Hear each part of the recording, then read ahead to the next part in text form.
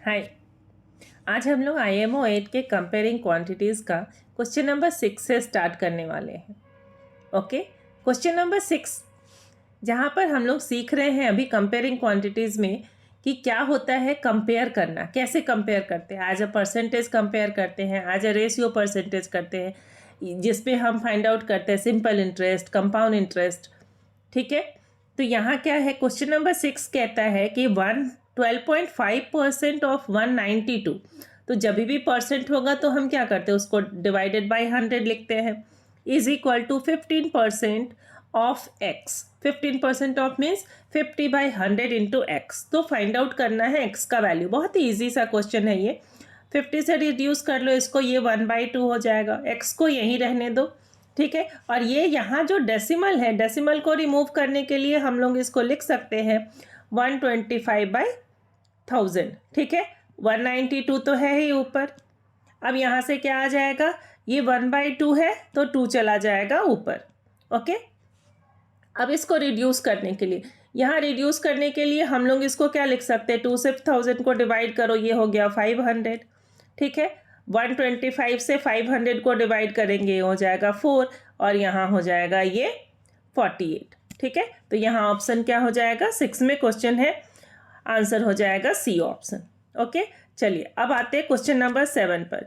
Question number 7 कहते हैं क्या कि the simple interest at x% of x years will be x on sum। ठीक है, तो यहाँ पर फाइंड आउट करना है सम।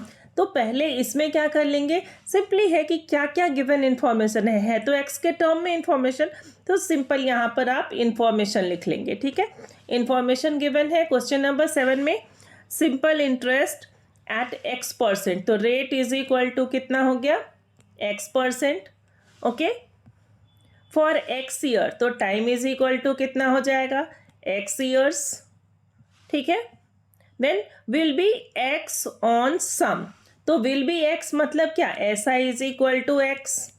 तो फाइंड आउट क्या करना है, पी।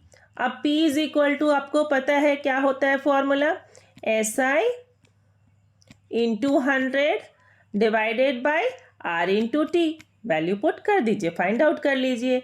यहाँ क्या हो जाएगा, x into 100 divided bye x into x.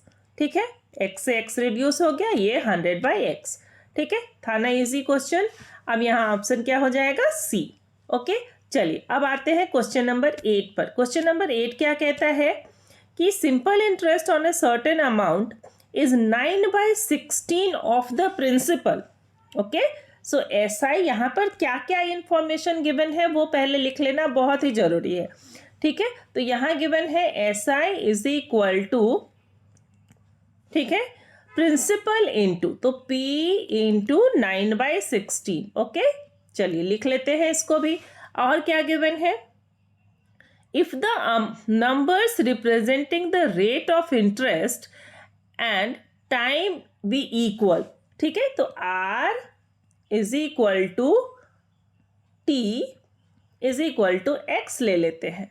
Okay, then for which the principal is lent out. तो टाइम फाइंड आउट करना है, तो हम लोग यहाँ टाइम के लिए क्या लिखते हैं, जो हमारे पास ये होता है, तो टाइम के लिए फॉर्मूला में क्या लिखते हैं, S I is into 100 divided by P into R.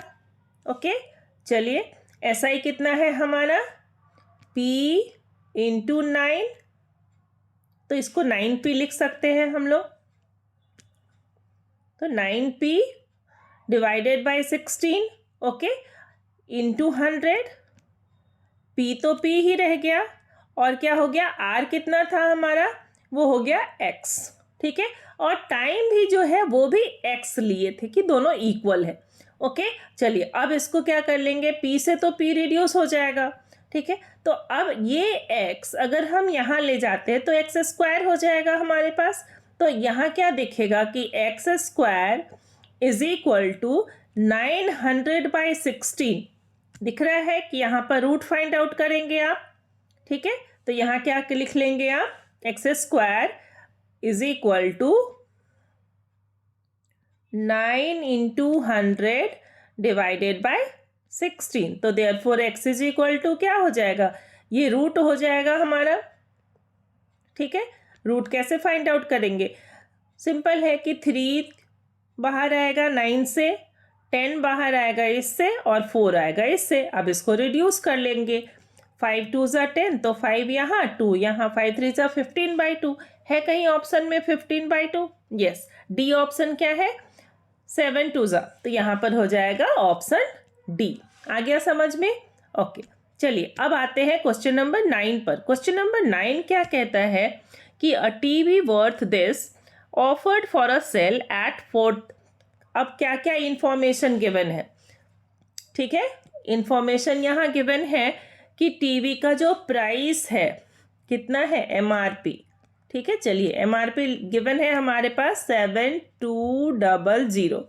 Okay, is offered for a sale at ₹4800। तो उसको जो सेलिंग प्राइस है वो रखा हुआ है कितना, उन्होंने 4800। डिस्काउंट देता है तो उसके बाद क्या होता है, सेलिंग प्राइस वही हो जाता है। ठीक है, व्हाट परसेंट डिस्काउंट, तो पहला बात है कि आपको पहले पता होना चाहिए कि डिस्काउंट कितना दिया।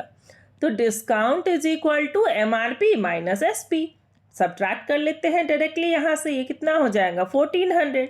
तो जब आपके पास डिस्काउंट आ गया तो डिस्काउंट परसेंटेज निकालना आसान। ये हमेशा याद रखेंगे कि कोई भी जब हम परसेंटेज फाइंड आउट करते हैं तो जो हमारा डिस्काउंट है उसको रखेंगे ऊपर और नीचे डिवाइड किससे करेंगे, जो ओरिजिनल हमारा एमआरपी था। ओके, तो 2400 डिवाइडेड बाय एमआरपी कितना है 7200, मल्टीप्लाई किससे करेंगे 100 से। ठीक है, ये 0 0 कैंसिल, 24 3 ज़ा 72, तो ये कितना हो जाएगा 100/3%। कौन सा ऑप्शन है आपके पास, ऑप्शन हो गया बी।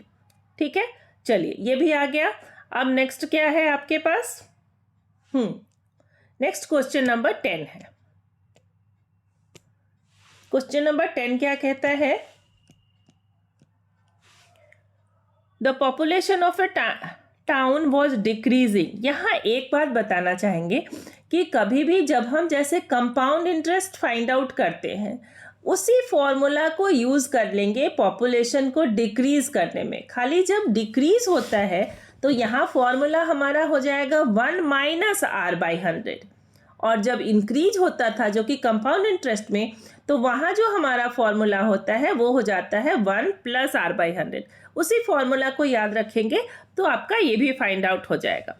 ठीक है, the population of a town was decreasing every year due to migration, poverty and unemployment.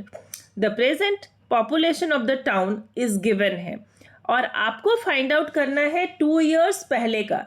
तो जो पहले था उससे डिक्रीज हुआ धीरे धीरे, तो आप क्या लिखेंगे कि लेट द पॉपुलेशन, आपको जो फाइंड आउट करना है what was the population 2 years before. तो पॉपुलेशन जो 2 ईयर्स बिफोर था उसको एज अ प्रिंसिपल लेंगे कि x। ठीक है, और यहाँ जो अभी जो पॉपुलेशन है उसको एज अ अमाउंट लेंगे आप, कितना 631, ठीक है 680। ओके, और रेट परसेंट यहाँ पर जब 2 बार है, सक्सेसिव डिस्काउंट वाला प्रोसेस। ठीक है, तो यहाँ एक R1 है आपका कितना 4% और दूसरा R2 हो गया कितना 6%। तो एक ही फॉर्मूला में डाल करके आप इसको कैलकुलेट कर सकते हो। ठीक है, यहाँ फॉर्मूला क्या हो जाएगा हमारा, A is equal to P into 1 plus, ठीक है R1/100, ओके, इंटू 1, नहीं यहाँ पर माइनस था क्योंकि ये डिक्रीज हो रहा है, तो मैंने बताया था स्टार्टिंग में ही कि यहाँ आप क्या करेंगे, सब्ट्रैक्ट करेंगे। ओके, यहाँ भी सब्ट्रैक्ट करेंगे, तो यहाँ क्या हो जाएगा 1 - R1/100 और यहाँ भी हो जाएगा 1 - R2/100। ठीक है, और इस तरह से जब आप मल्टीप्लाई करेंगे तो आपको ये पूरा मिल जाएगा। चलिए आते हैं इसको फॉर्मूला में डालते हैं। ठीक है, यहाँ क्या लिखेंगे, हमारे पास जो है अमाउंट कितना है 631,680। ठीक है, इज इक्वल टू x लिए थे हम लोग इसको, x into 1 minus R by 100, तो यहाँ हो जाएगा 1 माइनस कितना है R1 हमारा 4/100, ठीक है। और दूसरा कितना है 1 माइनस 6/100, ठीक है। अब देखिए, अब आपके पास ये जब भी ऐसा क्वेश्चन रहे तो 100 माइनस 4 कितना हो जाएगा 96, 100 माइनस 6 कितना हो जाएगा 94। तो यहाँ क्या आ जाएगा, इसके प्लेस पर आ जाएगा आपका 96/100 और यहाँ क्या आ जाएगा 94/100। अब इसको हम लोग ले करके चलेंगे दूसरे साइड में, तो 631,680, ठीक है। ये दोनों 100 चला जाएगा ऊपर, ओके। और नीचे क्या आ जाएगा 96 इंटू 94, ठीक है। और इस तरह से आप इसको रिड्यूस करेंगे तो आपको क्या मिलेगा कि population, what was the population before 2 years, ठीक है। इसको रिड्यूस कर लो, जब आप 96 से रिड्यूस करोगे तो ये नंबर आपका बन जाएगा 6580, ओके, ठीक है। फिर से आप इसको रिड्यूस करोगे 94 से 6580 को, तो ये बन जाएगा आपका 70।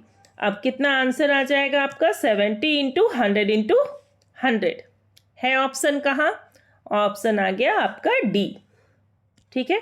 क्या आ जाएगा आंसर 7040 और डाल लो, ठीक है। ये हो जाएगा 7 लाख। 7 लाख कहाँ पर है, ऑप्शन हो गया डी, ठीक है। चलिए अब आते हैं नेक्स्ट क्वेश्चन। नेक्स्ट क्वेश्चन हमारा क्या कहता है, क्वेश्चन नंबर 11, ओके।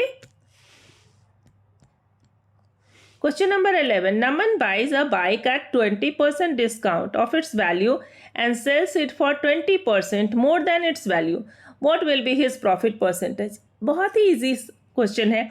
अगर नमन बाइज है, यहाँ पर कोई नंबर नहीं गिवन है, तो लेट नमन बाइज, जो उसका कॉस्ट प्राइस था वो था 100, ओके। कितने में खरीदा वो 100 रुपीज़ में, ठीक है। अब 100 रुपीज़ जो था वो ये था 100, नमन बाइज अ बैग 20% डिस्काउंट पे खरीदा। तो जब डिस्काउंट पे खरीदा तो यहाँ पर हम लोग ले लेंगे MRP, ठीक है। CP नहीं लेकर के क्या ले लेंगे MRP, ठीक है। चलिए MRP हो गया हमारा कितना 100 रुपीज़, ठीक है। इससे क्वेश्चन बनाना आसान हो जाएगा। 100 रुपीज़ हो गया।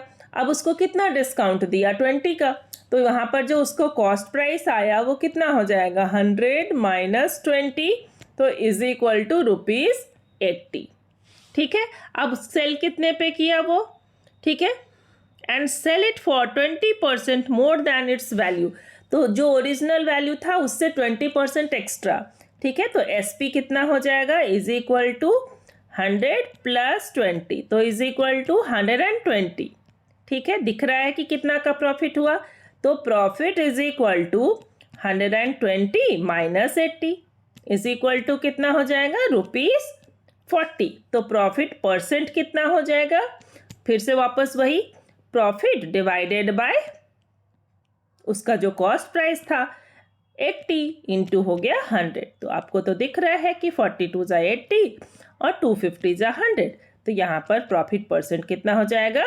50%। कहाँ है ऑप्शन में, यस इट इज़ बी, ठीक है।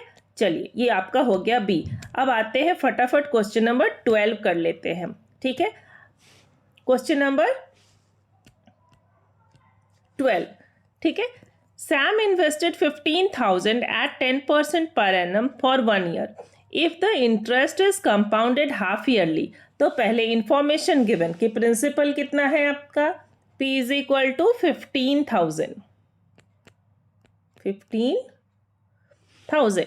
ठीक है, एट 10%, तो रेट इज इक्वल टू कितना हो जाएगा 10%। लेकिन यहाँ क्या है कि interest is compounded half yearly, तो जब हाफ ईयरली हो तो रेट कितना हो जाएगा, then rate is equal to 5%, okay.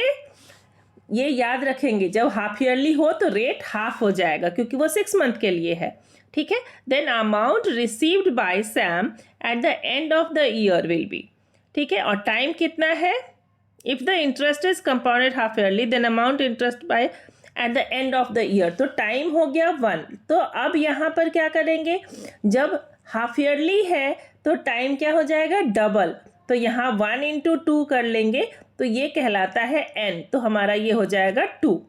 ठीक है, टाइम क्या हो जाएगा 2। अब आपको क्या फाइंड आउट करना है, अमाउंट। तो क्या लिखेंगे, amount is equal to 15,000 into 1 plus rate कितना हो गया 5/100 whole to the power 2। Okay, answer क्या हो जाएगा हमारा 15,000 इंटू ये 105, इसको रिड्यूस कर लो। ठीक है, 5 1 जा 5 और 20 जा 100। ठीक है, तो यहाँ क्या हो जाएगा आपके पास, ये हो जाएगा 21/20 इंटू 21/20। 0 0 कैंसिल, ये भी 0 कैंसिल। ठीक है, आप जब इसको 2 से रिड्यूस करेंगे तो 150 हो जाएगा 75। ठीक है, और ये हमारा हो जाएगा कैलकुलेशन करके 21 इंटू 21 441। तो ये जब आप कैलकुलेट करेंगे तो आपको ये नंबर मिलेगा 16537.50। है कहीं ऑप्शन? यस, ये ऑप्शन है आपका सी। ठीक है, तो इस तरह से हमने देखा कि कैसे कंपेयरिंग क्वांटिटीज़ को ईजिली सॉल्व किया जाए। Thank you for watching.